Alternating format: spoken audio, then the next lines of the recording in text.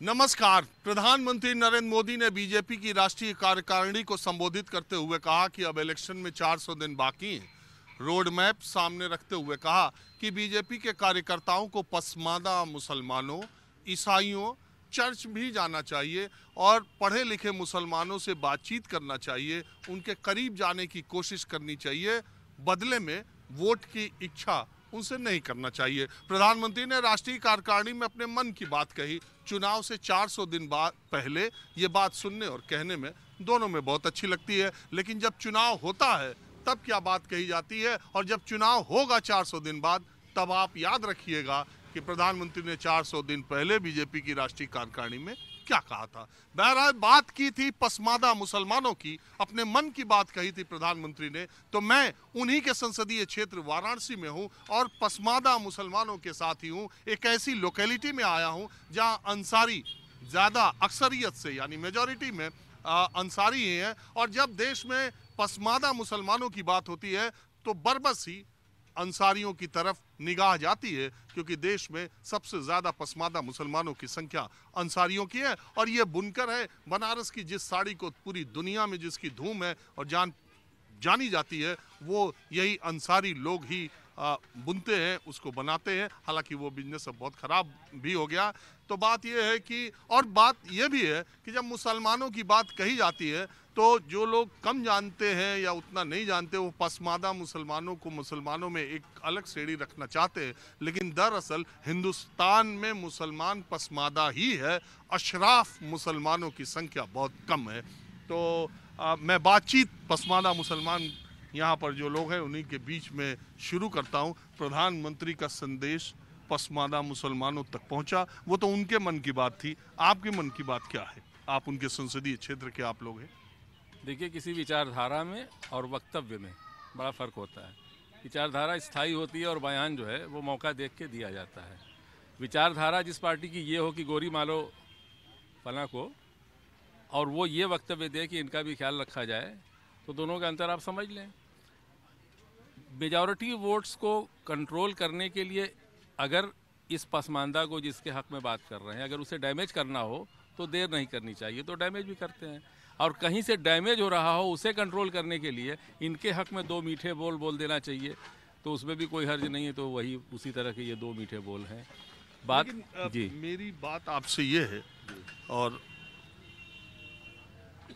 मैं जानना ये चाहता हूँ कि मुसलमानों ने, मान लो प्रधानमंत्री नरेंद्र मोदी या बीजेपी का विरोध करके भी देख लिया, पुरजोर एक जगह वोट दे के भी देख लिया, उससे भी आप कुछ कर नहीं सके, तो अगर आपके तरफ वो एक हाथ बढ़ाते हैं तो आप दूसरा हाथ उनकी तरफ क्यों नहीं बढ़ा सकते?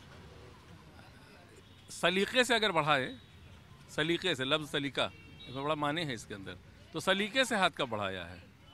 अगर मॉब लिंचिंग पे आप खामोश हैं, हेट स्पीचेस पे आप खामोश हैं, मस्जिद के सामने उत्तेजक नारे लगाए जा रहे हैं, आप खामोश हैं, मस्जिद की मीनार पे चढ़ के झंडे लगाए जा रहे हैं, आप खामोश हैं, और उसके बाद अचानक बीच में आके एक वाक्य बोलते हैं, तो इतना जल्दी भरोसा नहीं हो जाएगा। मैंने कहा कि सलीके से हाथ बढ़ाएं, तो कहाँ मुसलमान पीछे हटने वाला है।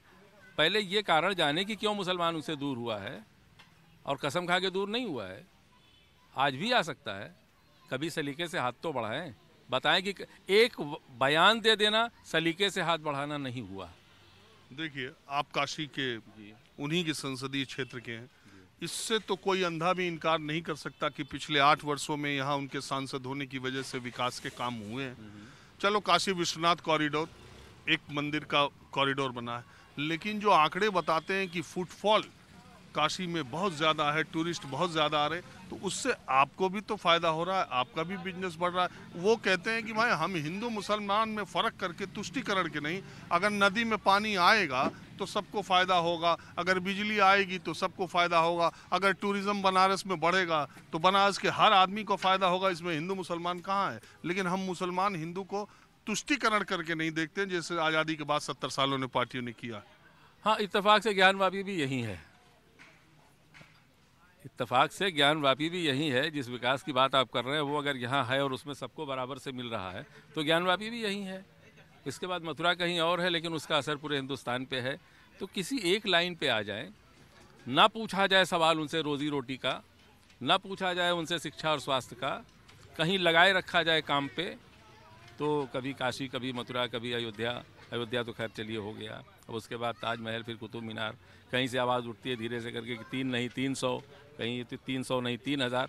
अरे किसी एक लाइन पे तो आ जाएं, सीधे रोज़ी रोटी की बात करें। और रहा सवाल काशी का, तो काशी में बहुत प्रगति, बहुत तरक्की हो रही है, टूरिस्ट बहुत आ रहे हैं, लेकिन काशी में टूरिस्ट के आने से यहाँ का साड़ी उद्योग वो नहीं पनप जाएगा। यहाँ काशी में जो रिटेल की दुकानें हैं वहाँ टूरिस्ट आता है। ये होलसेल बिजनेस है, पूरे हिंदुस्तान को सप्लाई देता है। पूरे हिंदुस्तान की अगर इकोनॉमी ठप हो रही है, लोगों की परचेजिंग पावर कम हो रही है, साड़ियाँ खरीदने के लिए अब जोश नहीं है, लग्जरी आइटम में आता है, पहले पेट भर लेंगे तब साड़ी खरीदेंगे, तो इस पूरे उद्योग पर असर पड़ता है, मंदी का शिकार होता है। तो इनको नेशनल लेवल पर इकोनॉमिक पॉलिसी और इकोनॉमिक स्टेटस देखना पड़ेगा। अच्छा देखिए, ये भी एक कोइंसिडेंस है कि बनारस की साड़ियों की मार्केट पर सबसे ज्यादा मार गुजरात के सूरत के साड़ियों की पड़ी है। बिल्कुल, ये भी एक कोइंसिडेंस। हाँ कोइंसिडेंट है, और उसमें इसमें किसी को दोषी, हम गुजरात के भाइयों को दोषी नहीं ठहराएंगे, लेकिन ये सच्चाई है कि जो साड़ी हमारी 100 रुपये की होती है वो 60 रुपये में सूरत वाले बना के ला के पटक देते हैं। उनके पास संसाधन है, धागा सस्ता है, बिजली सस्ती है, लेबर कम है, उनकी कॉस्ट कम आती है। अब यहाँ के बुनकर, ये जिम्मेदारी भी सरकार की बनती है कि अगर इनके साथ ये एक प्रॉब्लम है। तो केंद्र सरकार ने बुनकरों के लिए ये खोलने का, उनके विकास के लिए, उसका क्या हुआ? लोन मिलेगा, हथकरघा बनेगा?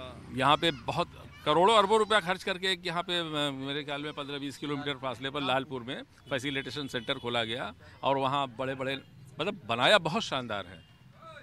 एक साड़ी आज तक वहाँ से नहीं बिकी, और एक बुनकर को एक नए पैसे का फ़ायदा नहीं हुआ है। ये इसकी आप ग्राउंड रियलिटी जान सकते हैं जाकर के वहाँ। तो बड़े बड़े नारे और अखबारों में समाचार, मीडिया, आप लोग उनको महिमा मंडित किए रखें, भगवान आपका भला करे, जाइए।